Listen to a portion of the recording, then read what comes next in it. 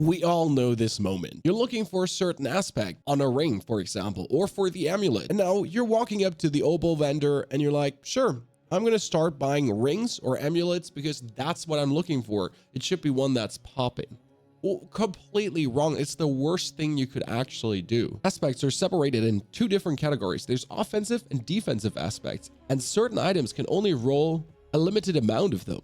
So there's that one right item to buy for the right aspect. There's two tricks to look out for here, and I do have a tool for you that makes everything even better on top. Let's say I would want to get the Blood Surge Nova echoes again after a short delay. So that is an offensive aspect. Offensive aspects can go on amulets, rings, offhand, and gloves. These are the offensive slots. Now let's look what we have from an Obol standpoint. Amulets is 60, relatively expensive.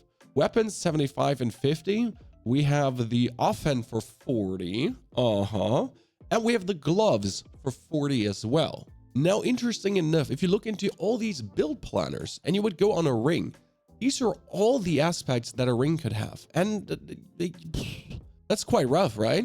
That's a lot because there's offensive and defensive aspects mixed on rings. Yes, they can get both. They can get something that is only available for a helmet, but also only available for a weapon. The same goes for the amulet. Whereas the gloves, for example, they can only get these offensive aspects. There is not a chance, well, there is the Blood Getters aspect from a Necromancer standpoint for bonus skeletons, and the Cloak Bringers aspect for the Blizzard Mages. But apart from that, we're looking at here offensive aspects. But there's one that has even more or only offensive aspects, and that is the offhand. It shows a bit more here than it actually is, because the aspect of disobedience cannot go on a focus. It could only go on a shield. Same goes for the aspect of the hardened bones. So only the real offensive aspects, and you notice how this bar is already significantly shorter than this bar when it comes down to all the aspects that could there. So if you're looking for an offensive aspect, it's actually the best to gamble for focus or for gloves. And that's also where we have a tool that can help you.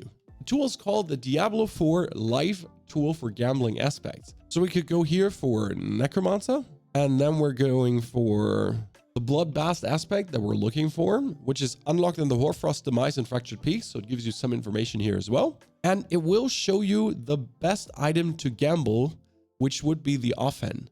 Now keep in mind, this is the only class that can obtain this aspect, Necromancer, and this slot has the least competing aspects of all available slots. So you have a 0.07 chance compared to the 0.06 and 0.06 here. Now, keep in mind, if you want to have an offhand and not just the aspect with hopefully the right aspect, or if you're also looking for a new pair of gloves, you would obviously gamble gloves, because let's say you really want to improve, you really want to get new gloves, then you would just roll 20 of these and then maybe get a new glove that is ancestral, as well as a glove that has the potential aspect you're looking for. Now, what would you do if you're looking for the aspect of disobedience that gives you stacking armor? By the way, you need this aspect almost in every single build because it is so damn good. It gives you literally 50% bonus armor. And we all know that armor reduces all the damage, physical and elemental, or magical, elemental, magical, vice versa. So if you're looking now for blank defensive stat, we have the cap, we have the tunic, there's the boots, and there's the pants. And here, the same applies kind of again.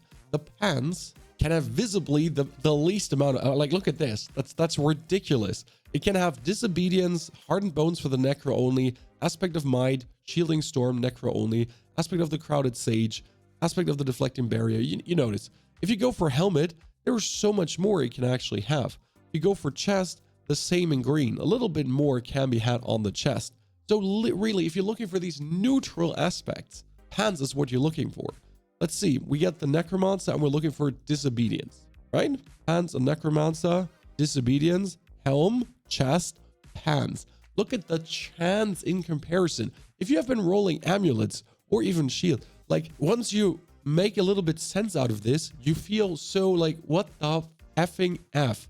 And also it shows for all the other classes, so no worries. Whatever class you're playing, this adds perfectly up for what you're doing. I had one problem, for example. I was playing a cooldown build, and I needed an aspect that gives me cooldown reduction when I pick up blood orbs. And I knew this aspect can go on rings and amulets. So what I did was essentially I was rolling so many rings and amulets. And as we talked about, the biggest problem there is it costs 60. Like I buy 2 rings. That's 3 shields, 3 pants, 3 boots, 3 gloves. That's already 1 item less. Well, I have 1,000 obols because I have all my renown done. It still kind of hurts when you're looking for that one respective aspect as a max roll. It's the fast blood aspect. Reduces cooldown by 1 to 1.5 seconds. And it would have been that one. That one I actually gambled correct. Whew. Okay, I'm not an idiot. I was, oh, wow. Cool. Once in a while, go through this tool and check it out. It will help you tremendously. Link is in the description below. Now, how do I have 1,000 out of 1,000 obols so fast? You know, the hell tide rises. Not only the hell tide rises, there's a little trick with the hell tide. First and foremost, this is a triple hell tide, and you know, every single zone in this hell tide has a mystery chest. So 1, 2, 3. At the full hour, they would reset, so you get 1, 2, 3 again. Each chest has obols in them. But with d4plana.io/map, you can see the position of the mystery chest. And on top of that, you can actually show the world events. And here's the funny trick. So if I would be farming this area here right now, I would do this world event, and this world event. Each would drop me obols. What I would then do is I write back to the first one. If it's not there, I teleport back to the city and teleport back in. By teleporting back out and back in again, you might join another shard because, you know, 12 players per shard. Helltide has a lot of players. You might join another shard where the event is still there and hasn't started yet.